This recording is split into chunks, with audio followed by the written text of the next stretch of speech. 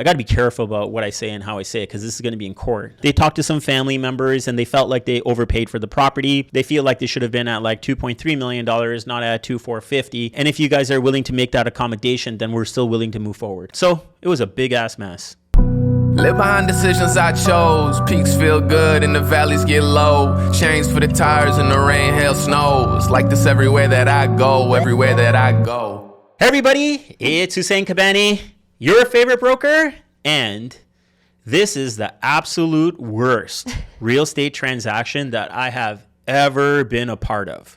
I know we put out a video like this a couple of years ago, but this tops it for sure. This is way worse, way worse. Well, a quick little recap of what I'm going to tell you about is this. We listed a property for sale, had multiple offers, sold the property, buyer doesn't want to close on the property, relist the property, sold it again, and then that buyer has problems selling or closing on the transaction. So it was a big ass mess. It's actually an ongoing mess. So we're recording this now because it just happened. It's fresh and it's definitely the worst transaction that we can speak of, but it's still ongoing. It's going to continue. And the best part about this story is that once it's all kind of settled, the seller is going to come on to this podcast that we have going on over here. And we're going to get to hear his side. And because he's still going to be a much bigger part of the whole story. He'll obviously know more than we do beyond this point. So it's going to be really fun to record this next year and find out where it went. And the thing is that as we're even talking about this right now, there's so many juicy details about this that I want to tell you guys about, but we just can't. And you're going to learn about why. Yeah. So let's get at it. Okay. Actually, a lot of you guys know which house we're talking about because you got a bunch of messages saying, what? This again? I thought you sold this. Okay. So basically what happened is that I met with these amazing clients, like really, really nice people, and they want to sell their house. So we basically listed the property. We listed it at just under $2 million. Yes.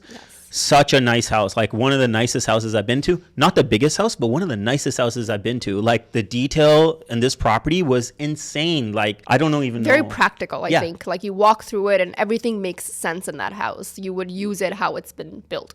And a lot of thought went into it. Like even if I look at like dumb areas where people wouldn't even care about, like the utility room, like how the gas lines are ran, like there's single pipes running into each little thing, hot water, cold water, single pipes run. And the thing is that what I learned is that this is almost like an artwork, that they're laid out so nicely. Everything looks so nice and clean. It's not a pretty room like typically, but it made it look like a pretty room. Everything was thought of really, really, really well. Like the house was just a solid, nice house. I really like it. But yeah, about the story. So we listed this property for $2 million and we held back offers on it. We got a lot of interest on this property. We did, yes. And you know what? There was a lot of properties listed at this point because the market was down and you knew the market was down. But for good properties, there's always a demand. Like I don't care where the market is at. If you have a good product, there's always a demand for that good product. And there's always a right buyer and someone very specific looking for that property. So I think we weren't really worried about selling it. We knew the house was beautiful and we knew someone is going to buy this Someone's house. Going to buy it, yeah. And they're going to get good value for what this property was. Okay. So basically what ends up happening is that we list the property, we go hammer on like marketing it, and we get a ton of people coming through. Offer presentation night, I forgot, we got like 4 or 5 offers on the property or whatnot. Yeah. Actually, it wasn't even offer presentation. So what happened was there was a client that was really, really, really antsy about buying this property. So they sent us a preemptive offer on it, basically one day prior to our offer presentation. Correct. But I still told them we need 24 hours. So we were still going to present a day prior to because this person sent us a preemptive offer. So we set this thing up. We ended up getting 4 or 5 offers on the property. Definitely the guy that sent in the preemptive offer gets the house because it was a really good number. And it was a firm deal. Property sold for $2,450,000. A little bit shy of my seller's expectation, but overall they were very happy about what the price they got. And at the end of the day, I think the buyer got a good value for the neighborhood, the house that they were getting as a long-term hold. This is a really beautiful house to have. So it felt like a win-win situation. Yeah, it was really a win-win situation. Everyone was really happy about what had transpired here. So the next day, we basically just kind of nudged the buyer agent and said, hey, like, we haven't got the deposit. What's up? And he's like, oh, you didn't send me the instructions. So I was like, yeah, well, I was pretty organized with that. I'm pretty sure she sent you everything. We looked back at it and forwarded him the email, and there you go. He's like, oh, yeah, we're going to get this taken care of right away. I think within the 2 hours or so, they made the deposit and it was done. We were very excited about it. It's a firm deal. We got the deposit. Deposit's verified by our accounting over here. Let's load it up. Yeah. So firm price. You'll still see it in the system. It's $2,450,000. Guess what happens the next day? Very next day, we get an email from the buyer's brokerage, like the receptionist or admin person. Yeah, their admin person from the buyer's brokerage sends us an email saying, we need a mutual release. Yeah, I think they tried to send a mutual release, but they never attached They said it. Mutual release is attached, but there was no attachment. No attachment. Basically said that there was misrepresentation. They thought that there was a condition in the offer that wasn't there, and a whole story about what was going on here. It's just, it's a bad situation. So I'm like, I'm not even hearing from the buyer agent over here. So I try to get on the phone with the buyer agent and ask him, like, what's exactly going on over here? Like, I don't get it. And basically the buyer agent, I got to be careful about what I say and how I say it, because this is going to be in court. And that's why we can't share the whole story with you guys. But basically the buyer agent's like, yeah, like, hey, listen, like, you know, it might be like cold feet or whatever else like that. And, you know, they really don't want to move forward with the transaction. They talked to some family members and they felt like they overpaid for the property. They feel like they should have been at like $2.3 million, not at $2,450. And if you guys are willing to make that accommodation, then we're still willing to move forward. Which obviously doesn't make sense to us, because if we were going to sell to them for that price, I mean, there were other agents, you know, in and around that same price as well. And we were, you know, it wouldn't be fair to now discount you by that amount, because now you a day later feel like you made a mistake. Similar other story that we were when we were on the buyer side too, which is you signed an agreement, this is important, this is legal, and you have to buy the property. You can't just wake up the next day and say, sorry, I changed my mind. There's a lot of people at play here. So yeah, long story, very, like, regardless of what excuses were used, the bottom of it was that we don't want to purchase this house at that price. We want a discount by X amount. So what we try to do over here is that, listen, we want to try to help all parties make sure that everybody's happy and facilitate the transaction as best as we possibly can. My sellers in this situation were really over understanding of what the situation is, and they really wanted to help out these people. You know, the buyers came up with a lot of different excuses. Oh, this happened, I was supposed to get money from back home, and this happened and that happened, and I have a gap and I can close it, but I have this gap. Well, my sellers were willing to fill that gap with a vendor take back of a mortgage of a certain amount or whatever, even offered them a little bit of a reduction in price as well. And I had like 10, 12 long conversations with the buyer agent. And one time it even got patched into the buyer as well. So I just try to talk some sense into all of them at the same time. And, you know, it just got to a point of where they're not understanding. And I don't mind saying this, but it's my opinion. And everyone's got to be very clear about this. It's my opinion that the lawyer that they were actually using, and this might get me in trouble, but I'm okay with sharing it, because you got to be careful about who you're using. Okay, they basically said that our lawyer said it's okay, there's a way out of this thing, you just relax, go home and go to sleep, and I'll take care of this. Honestly, guys, like, if you can tell by my tone and my facial reaction, it bothers me. Like, how can you go to law school and be educated and be a lawyer and tell your client it's okay, when a basic contractual law is that you have a firm and binding agreement and you're legally obligated to close on this transaction? How can you tell somebody in good faith that it's okay, everything is going to be okay? Like, what grounds do you base this on? Honestly, guys, I was so irritated that I heard this, and I called the lawyer. I know the lawyer. I called the lawyer and I asked him, I said, like, how can you do this? How can you tell somebody that it's going to be okay? Forget about the transaction. I don't even want to talk to you about the transaction, because he's like, well, it's a transaction and I can't talk about it. I said, that's fine. Let's talk about the law. What does the law tell you about a legal transaction over here? How do you advise your client? You have a client that signed a legally binding agreement to purchase a property, and they just want out by giving a bunch of BS excuses on this. How can you possibly tell them that everything is going to be okay when contract law tells you that it is deposit forfeiture and you're going to be sued because you're liable at the end of the day? How do you get around this? Basically, when we said remove it from this particular client or family and let's talk about the law, he basically said, I'm following my client's direction, where I know that you've provided this direction to the client. It just gets me so upset. Like, there are people out there like this that will tell you this. Yeah, because I think the whole point of having the right agent, the right lawyer, is so that they can advise you correctly, because that's not your area of expertise. And if someone like a lawyer is telling you, hey, don't worry about it, go to sleep, I'll take care of it by morning, I think the buyer had, you know, got the short end of the stick there as well, where they're not getting the correct advice from anyone, really. So it's a sad situation, but you need the right people by your side. It's almost like we can't really feel too bad for you because you put yourself into that situation. You got this agent to help you. You yourself are not sure what you want to do. And now you've got this lawyer that's telling you the like exact opposite of what it actually is supposed to be. So, you know, and that's just the thing. Like, I have no bad vibe about this whole thing or whatever else like that. The unfortunate part about this is that, like, look, before we sell a house to somebody, I'm going to look up everything I possibly can.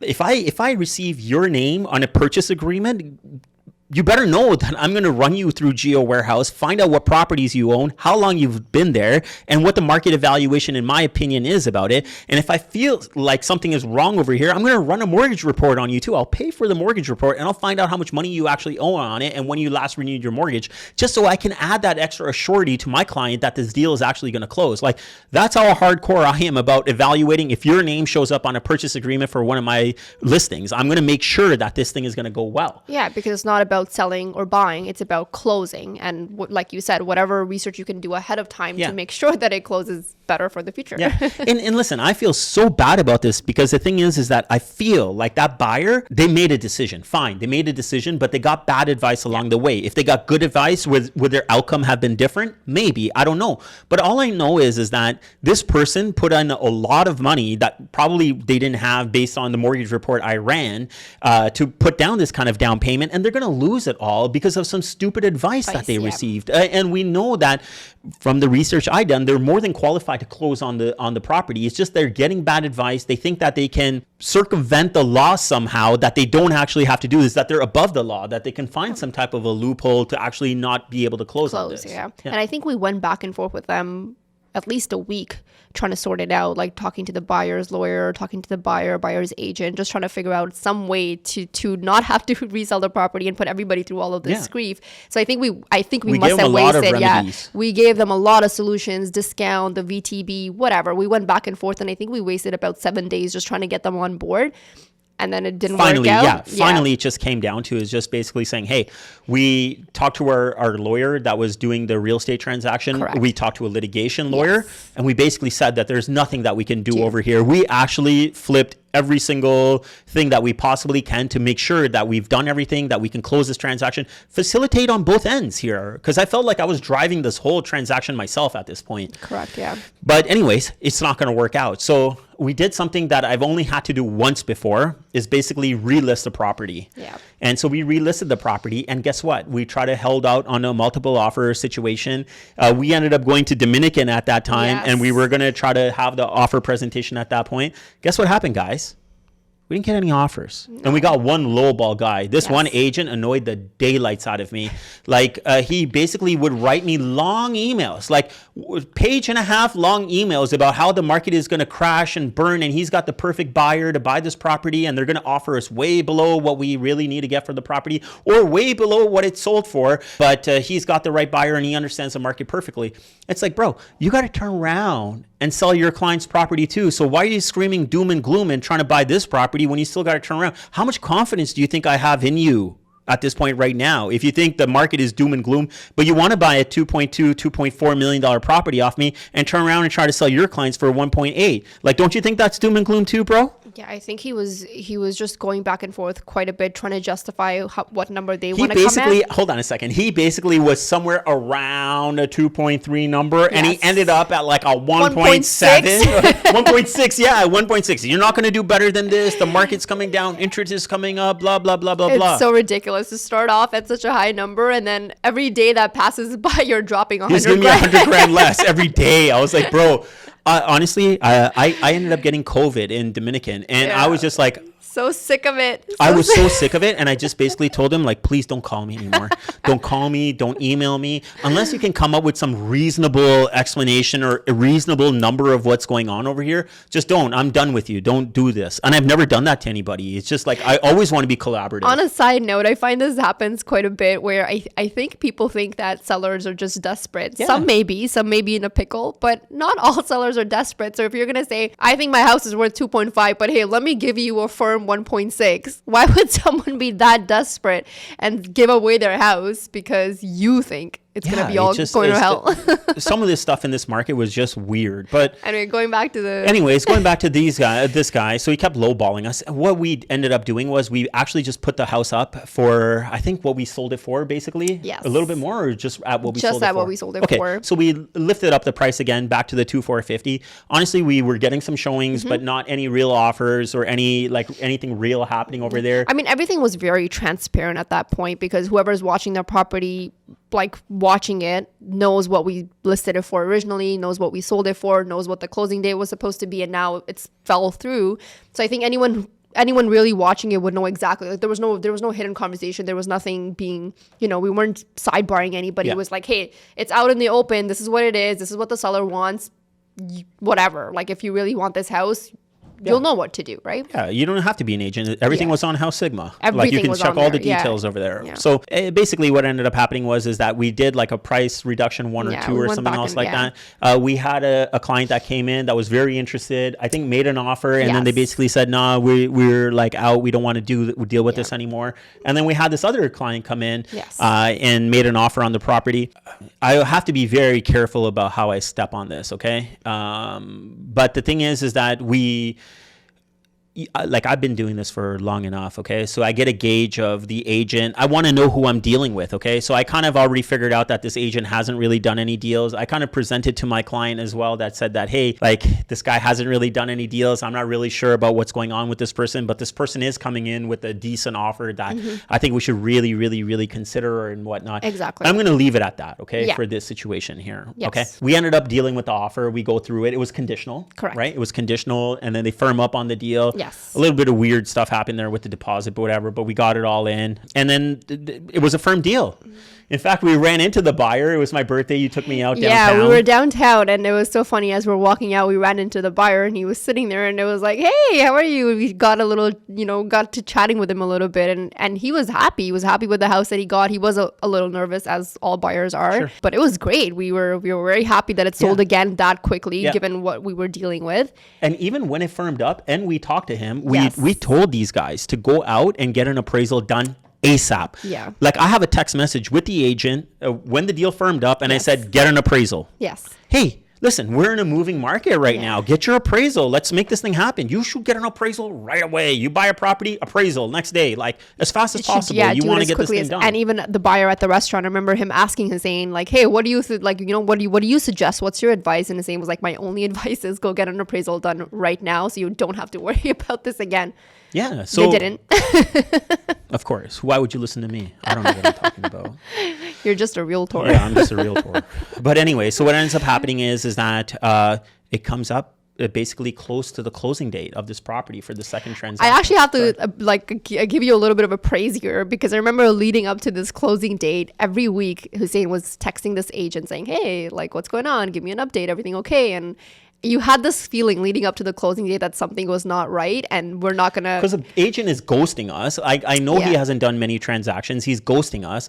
And then finally what happens is that our lawyer follows up with us and says, what's your buyer's lawyer's information? And I've been trying to get information. We've been trying to get information for this guy. What I do is I actually copy him on the email from the lawyer, and I said, here he is. Here's the agent. So he's not telling us. Maybe he could tell you. Yeah, like it took a very long time to get some very basic information out of this guy. And then we kept harassing him about the appraisal, the buyer lawyer information, and he kept giving very political answers, like a copy paste almost, right? One of the examples responses he gave us back is that lenders work at their own time frame and they're going to arrange this.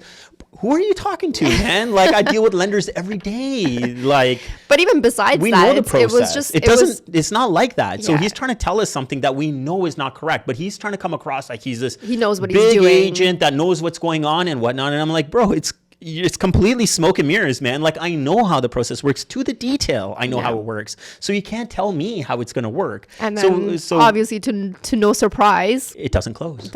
The deal doesn't close. So they started negotiating with us before the deal didn't close for an extension and whatnot and whatever. And I'm telling you, my sellers are freaking superstars. Like, they are so accommodating. They're like upset about it. Of course, why wouldn't you be? Of course. But they still work with him, give him an extension and whatever else like that.